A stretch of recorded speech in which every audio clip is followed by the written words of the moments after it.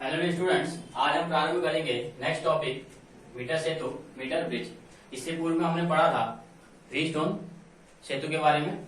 तो metre bridge जो है वह व्हीटस्टोन सेतु के सिद्धांत पर कार्य करता है और इसका जो प्रयोग है वह हम किसी अज्ञात तार का प्रतिरोध ज्ञात करने के लिए करते हैं। अर्थात मीटर सेतु व्हीटस्टोन सेतु के सिद्धांत पर आधारित एक ऐसा उपकरण है जिसकी सहायता से हम किसी अज्ञात प्रतिरोध को ज्ञात कर सकते हैं।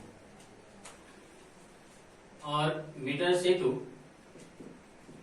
जो है वह व्हीटस्टोन सेतु के सिद्धांत अर्थात P/Q = R/S पर आधारित है।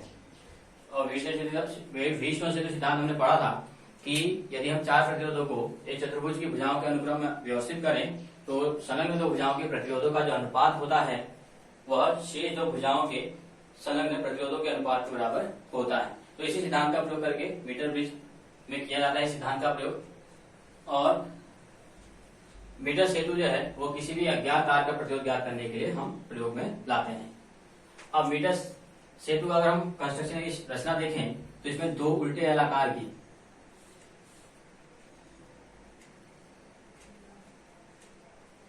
तांबे की पत्तियां होती हैं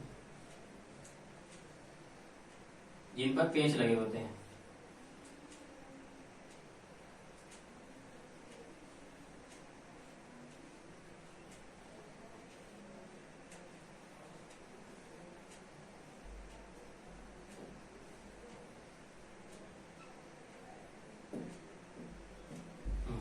तो इसमें दो एल आकार की उल्टी तांबे की पत्तियां होती हैं। इन दोनों के ठीक बीच में रिक्त स्थान में एक अन्य पत्ती होती है और इनमें पेंच लगे होते हैं जिनकी सहायता से हम तारों को कस सकते हैं।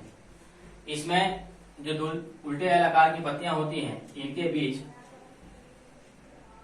एक तार एसी जुड़ा होता है और इस तार की जो लंबाई होती है वह 1 मीटर होती है। इस पूरे तार की लंबाई 1 मीटर यानी कि 100 सेंटीमीटर होती है। अब क्योंकि इस तार की लंबाई 1 मीटर होती है इसी वजह से इसे मीटर सेतु कहा जाता है। और यह जो तार होता है यह तार कॉन्स्टेंटन या मैग्नीन का बना होता है। मैग्नीन कॉन्स्टेंटन जो होता है यह कॉपर और निकेल की मिश्र धातु है। कॉन्स्टेंटन जो है यह कॉपर और निकेल का एलॉय होता है जिसमें कॉपर जो होता है 55% और निकेल जो होता है वो 45% होता है। ऐसे ही जो मैग्नीन होता है मैग्नीन कॉपर मैग्नीज और निकेल का एलॉय होता है और इसमें निकेल 4%, मैग्नीशियम 12% होता है और बाकी 84% जो है वह कॉपर होता है। तो यह जो तार एसी होता है यह तार या तो कॉन्स्टेंट का बना होता है या मैग्नीन का बना हुआ होता है। इसके ठीक इन दोनों सिरों के बीच हम एक प्रतिरोध बॉक्स को जोड़ देते हैं, रेजिस्टेंस बॉक्स। और इन दो पत्तियों के बीच के रिक्त स्थान में हम उस तार को जोड़ते हैं जिस तार का प्रतिरोध हमें ज्ञात करना होता है। तो इसे हम रेजिस्टेंस के प्रतिरोध को हम R बोल देते हैं और इसको हम अज्ञात प्रतिरोध S कह देते हैं। और ठीक इसके बीच में इस पॉइंट को D मान लेते हैं। इस पॉइंट में एक गैल्वेनोमीटर G जुड़ा होता है और इससे सर्पी कुंजी के द्वारा हम तार AC को जोड़ते हैं। ये जो की जुड़ी होती है क्योंकि सर्पी कुंजी जुड़ा होता है B।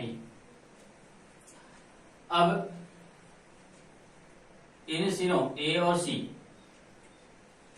के बीच हम धारा प्रवाहित करने के लिए एक सेल E,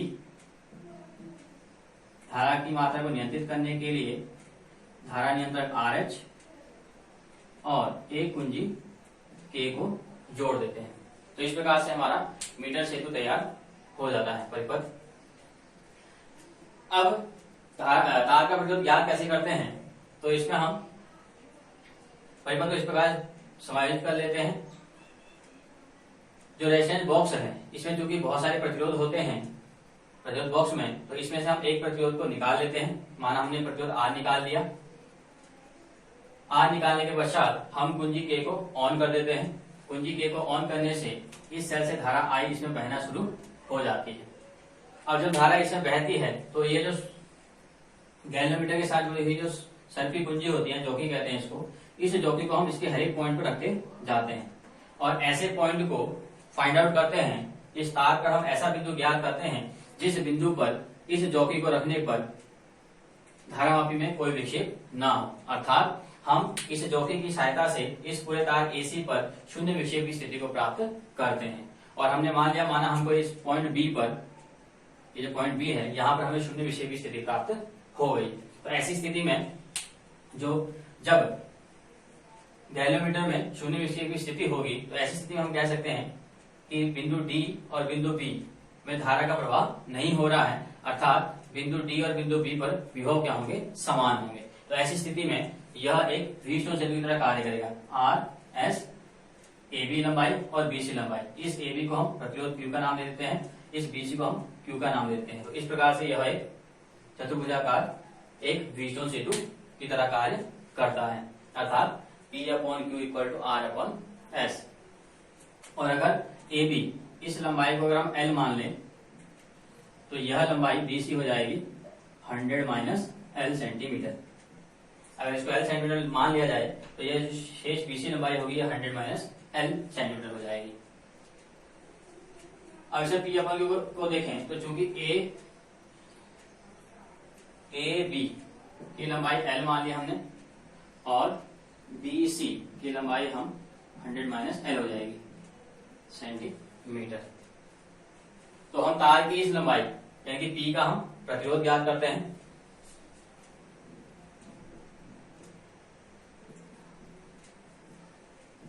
तो तार की लंबाई AB का प्रतिरोध, ये P से दिखा रहे हैं हम, तो P इक्वल टू, अब चूंकि हमने पूर्व में पढ़ा है कि प्रतिरोध R इक्वल टू होता है ρL/A, तो इसी आधार पर ये हो जाएगा रो विशिष्ट प्रतिरोध, L लंबाई अपॉन तार का अनुप्रस्थ क्षेत्रफल। और इसी प्रकार से तार की लंबाई BC, जो लंबाई BC का प्रतिरोध Q, यह क्योंकि तार एक ही है तो विशिष्ट प्रतिरोध एक ही रहेगा, लंबाई इसके लिए 100 - L और अनुप्रस्थ क्षेत्रफल सेम रहेगा। तो इसको हम समीकरण 1 बोल लेते हैं।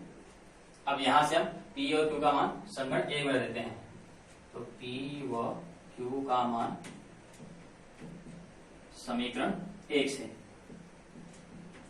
तो इसे मान रखते हैं तो ये जगह ρL/A upon rho 100 - L/A equal to हो जाएगा R/S।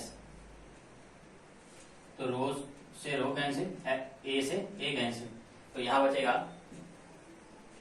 L/100 - L equal to R/S। अज्ञात प्रतिरोध निकालना है तो S इक्वल टू हो जाएगा 100 - L/L इंटू R। तो इस प्रकार से हम किसी अज्ञात तार का प्रतिरोध आसानी से ज्ञात कर सकते हैं। इसमें जो R का मान होगा, जितना प्रतिरोध हम प्रतिरोध बॉक्स में से निकालेंगे वह R का मान होगा, उस R के मान को यहाँ पर रख लेंगे और जो हमें शून्य विशेष स्थिति मिलेगी उसके लिए लंबाई L और 100 - L को यहाँ मीटर पैमाने की सहायता से माप करके हम इसे वैल्यू रख देंगे, तो इससे हमें अज्ञात तार का प्रतिरोध आसानी से ज्ञात हो जाएगा।